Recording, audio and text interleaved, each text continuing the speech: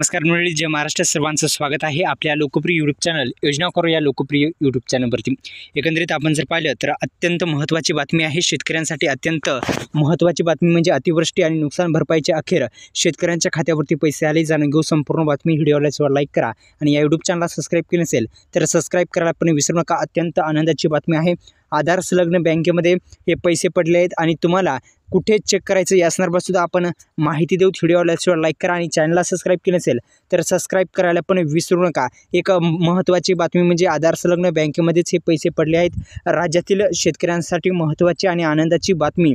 Bumper अशी मदत वितरित करण्यात आलेली आहे. अनेक शेतकऱ्यांच्या खात्यावरती जमा झालेली आहे. राज्यातील एकूण 35 जिल्ह्यामध्ये आपण जर पाहिलं तर ही रक्कम शेतकऱ्यांच्या खात्यावरती नुकसान भरपाई मंजूर करण्यात आलेली होती आणि 35,000 कोटी रुपयाचं जे पॅकेज जाहीर झालं त्यातील काही तालुके जे असतील त्या तालुक्यामध्ये वितरण सुरूच आहे. अद्यापही काही जिल्ह्यामध्ये काही तालुक्यामध्ये वितरण झालं नव्हतं तर काही जिल्ह्यामध्ये आता सुरू करण्यात आलेलं पण आहे.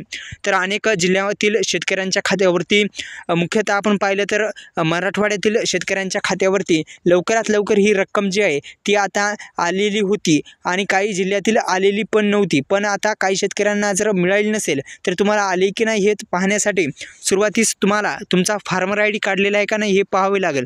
जर फार्मर आय डी काढला नसेल तर तुम्हाला तुमचा जो अतिवृष्टीचा FK नंबर आहे ते तलाट्याकडून घ्यायचा आहे. EKYC करायची आहे. नंतर आधारला जी बँक लिंक असेल त्याच्यामध्येच पैसे पडणार आहेत.